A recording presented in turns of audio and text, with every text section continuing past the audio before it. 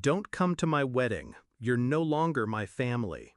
That was the message my daughter sent. No punctuation, no hesitation, just execution. I stared at the screen for a full minute, then typed back, understood. No anger, no questions, no begging. Then I made a call, one call, to a man I hadn't spoken to in 11 years. 24 hours later, I had 83 missed calls from her fiancé, her future in-laws, her best friend, and finally from her. But by then, it was already too late. She was 25 now, a bride. But I still remembered her in pigtails, barefoot in the garden, chasing dragonflies. Back then, I was Mama the Invincible. But people change, or maybe they just reveal who they've always been. The shift started 5 years ago, after the divorce. Her father remarried quickly, a younger woman, polished, wealthy, poisonous. She smiled like she was always in on a joke you weren't invited to hear. It didn't take long before my daughter started pulling away. Little things at first, forgotten birthdays, canceled lunches, one-word replies. Then, silence. I tried, God, I tried, but every call was a one-way conversation. Every visit felt like I was trespassing in a life she didn't want me in. Until the final blow, her wedding. My invitation revoked by text. I didn't scream, I didn't sob, but something in me crystallized. Not out of pettiness, out of clarity. If I couldn't attend her wedding as a mother, I'd attend it as something else.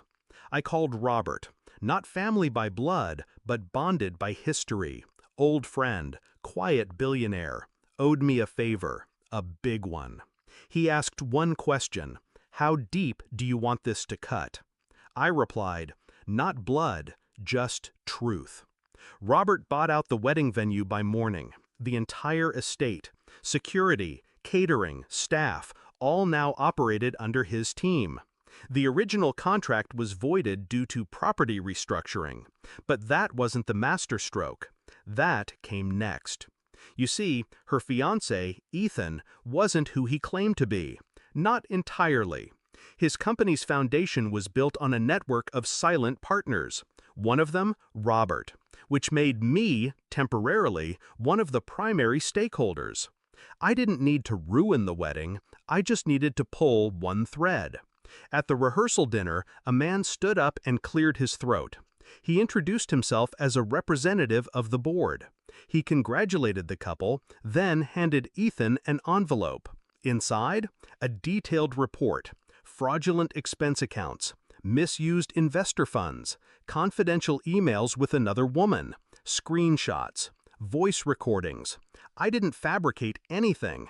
I just unlocked the doors he'd tried to keep shut. Ethan turned pale. Her face? Blank at first, then disbelief, then horror.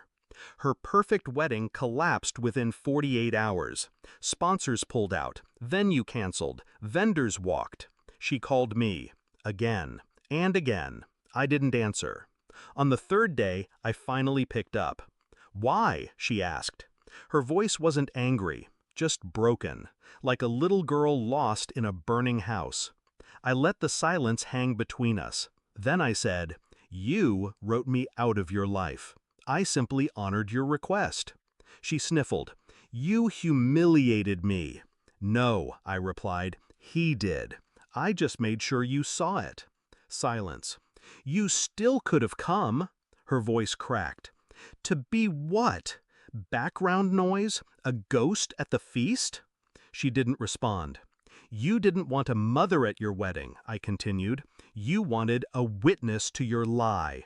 I don't attend performances. Then I hung up. Weeks passed. Ethan tried to salvage what was left of his career. Failed.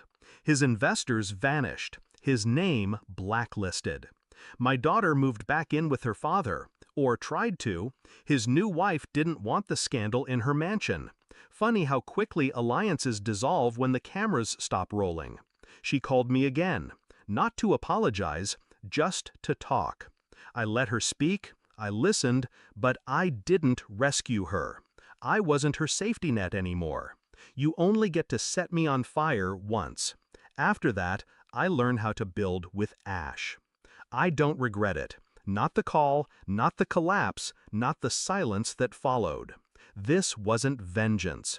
It was revelation. I didn't destroy her life. I held up a mirror. She shattered it herself.